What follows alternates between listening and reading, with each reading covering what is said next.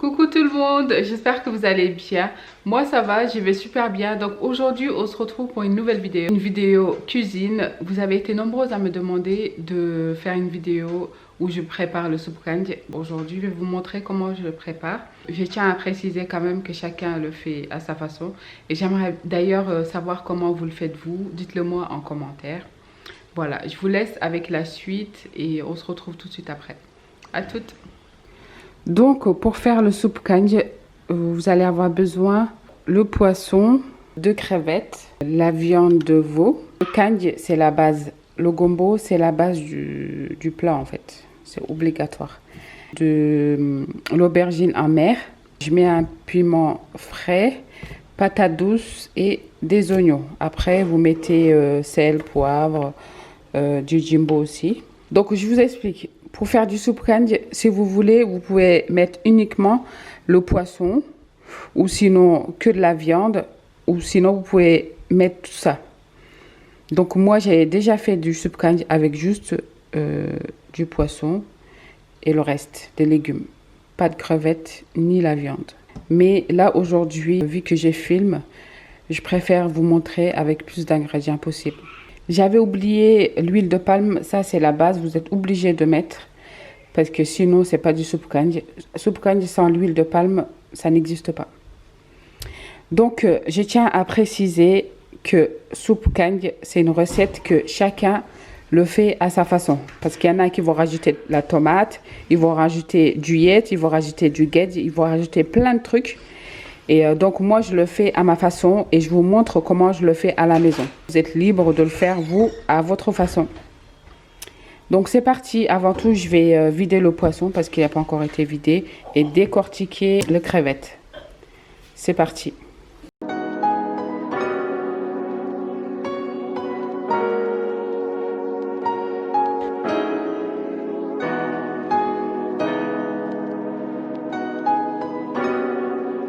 Donc là, j'ai fini de couper les gombos. Je vais couper les oignons. Et ça, j'ai déjà coupé et lavé. En fait, je mets tout ça là-dedans parce que je vais tout mettre dans la marmite.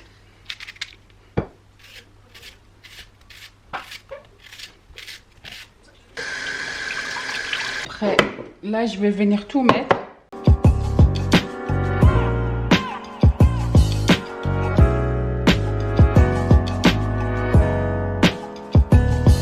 Vu qu'on va mettre l'huile de palme après, là on n'aura pas besoin d'ajouter de l'huile. Je vais ajouter les cubes.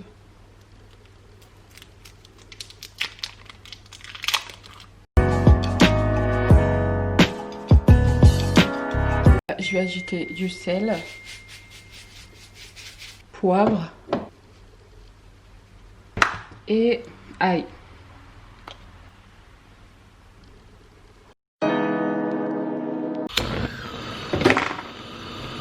Voilà, donc là, je vais laisser cuire.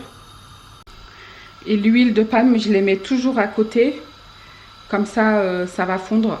Parce que là, c'est fort concentré en fait. Ça va fondre avec la chaleur.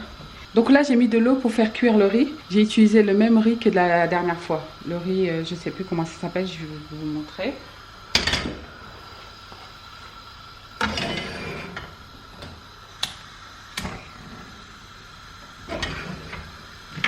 Dites-moi quand vous préparez votre riz, est-ce que vous rajoutez du sel ou pas? Moi, je rajoute du sel et j'évite de rajouter de l'huile. Je vais utiliser ce riz basmati. C'est le même riz que la dernière fois. J'adore ce riz. Quand je fais tout ce qui est mafé, soup kanj et tout ce qui est à base de sauce, j'utilise ce riz-là. Il est trop bon. En attendant la cuisson, j'ai le temps de faire ce que j'ai à faire. Rangement et tout, parce que depuis ce matin, j'ai pas encore rangé. Et je vais aussi nettoyer mon plan de travail et tout ça. Je viens de mettre le riz. Regardez la sauce.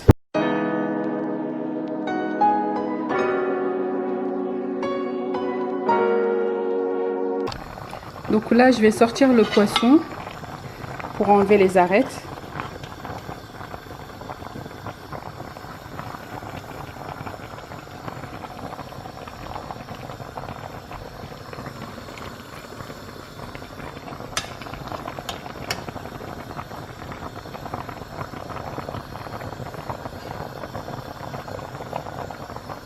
Je vais attendre un petit peu que ça refroidisse avant d'enlever les arêtes.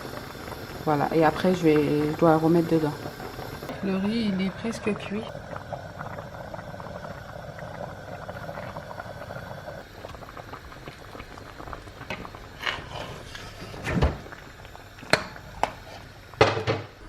Donc là, je vais enlever les arêtes.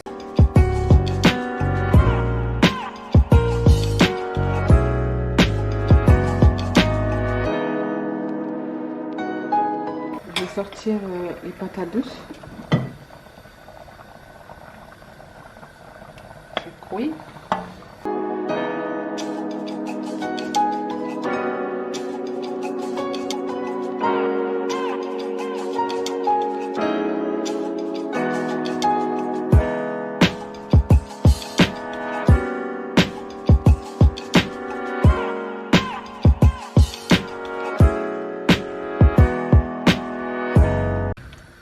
Là, ça sent bien le soupçon là.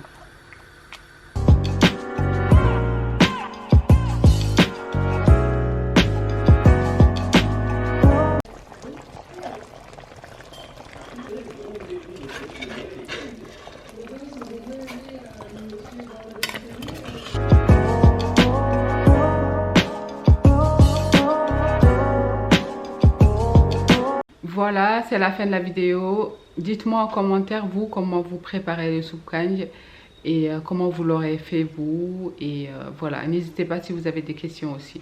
Je vous fais des gros bisous, je vous aime. À très bientôt. Ciao, ciao.